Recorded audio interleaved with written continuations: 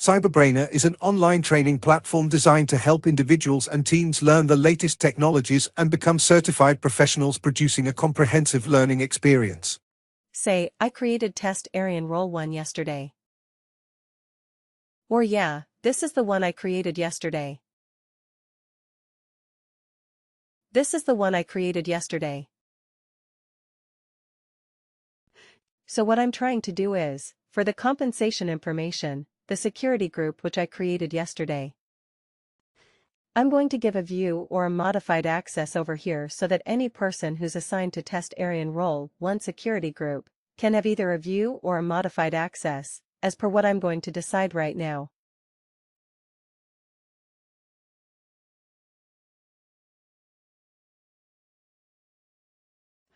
And one thing first. I can have either view or the moment I'm going to check modify. View is going to be automatically checked and I can have view and modify or just view only.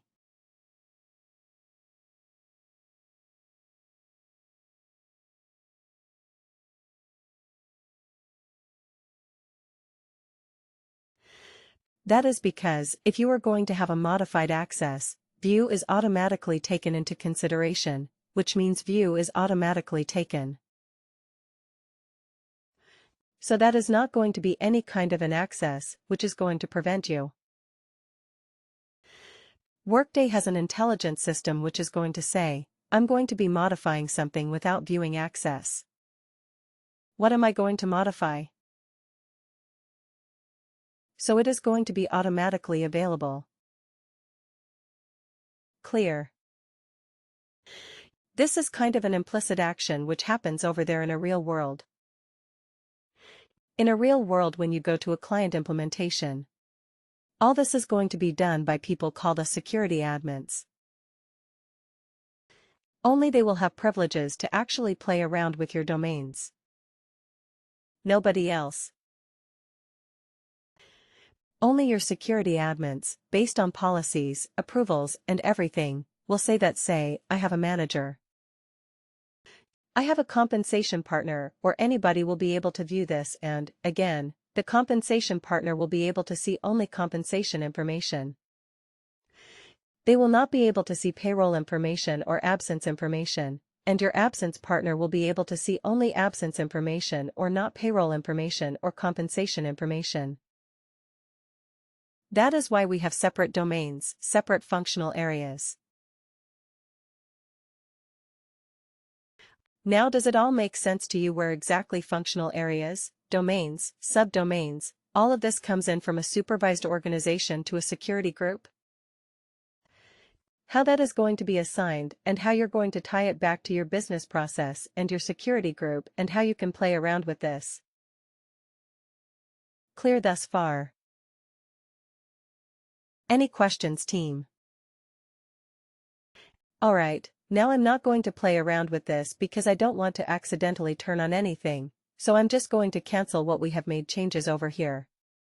But this is the way you can do any view or modify, or you can add a security group to the view or modify. And if you want to play around with this, you can definitely play around, but subject to ensure that you do not accidentally, even accidentally change existing permissions, add a new row over there and put in your own security group that you're going to create.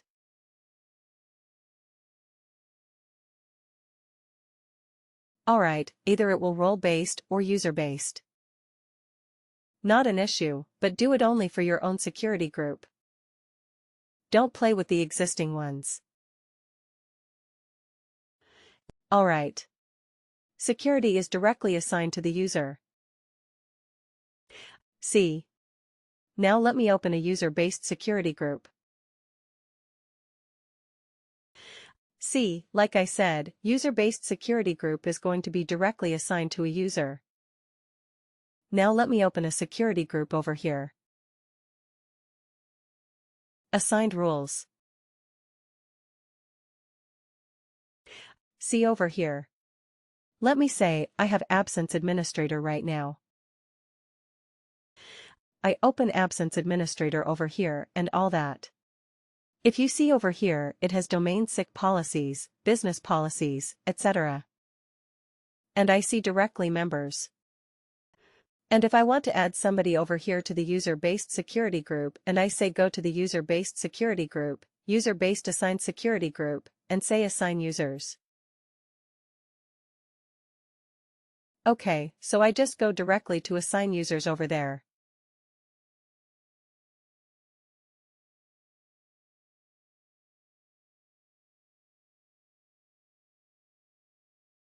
And I say directly, assign users. For some reason it is actually. I go to the security profile. Okay, so add user-based security groups. Yeah, I couldn't read it.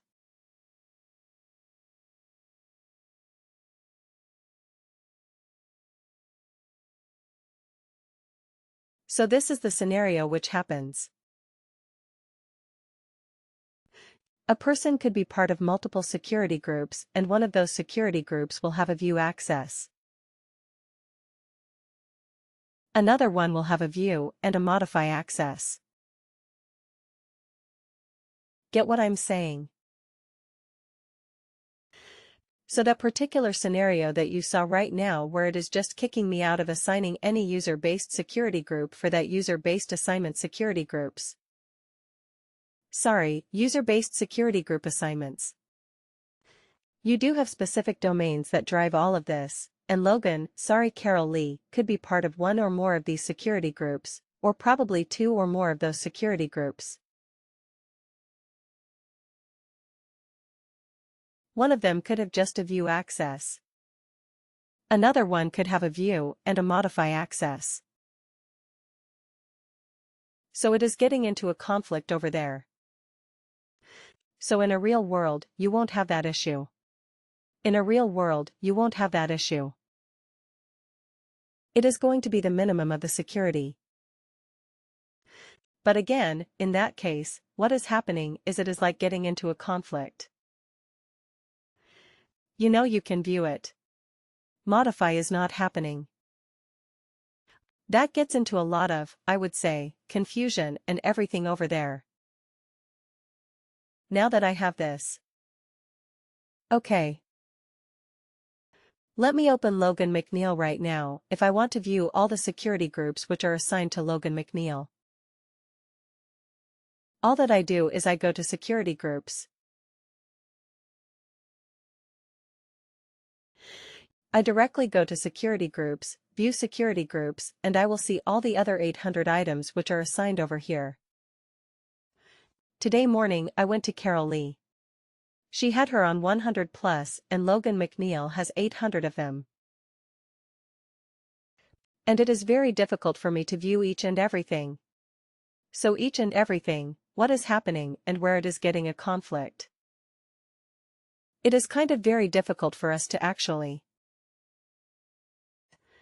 We have seen about this particular domain right now and what happens in the view and the modify privileges. And if you see, we have something called a securable actions and securable reporting items. Leave the reporting items for now. We will deal with when we get into reporting part. Now I am going to be teaching only about securable actions, so what you need to do is, if you see there are 17 securable actions over here. And I am just going to be clicking directly on the number that is available over here. So you just need to tie this down with the appropriate view and modify. And Workday has drawn this particular action based on say for this particular domain. It is going to control a variety of actions which are there over here. Alright, and there are certain things which are called as reports. Ignore those reports for now. This one has only reports. Okay. I will go to the subdomain. That's easier for a child policy. Let me say pay range, because that would be a little bit confusing. So pay range is going to be nothing but the employees. Great profiles. pay range, which is eligible. So what I am doing is I am going to that particular security policy. And we have the security groups, which have all the relevant permissions and everything. And if you see, the parent policy is going to be worker data compensation. Now I click on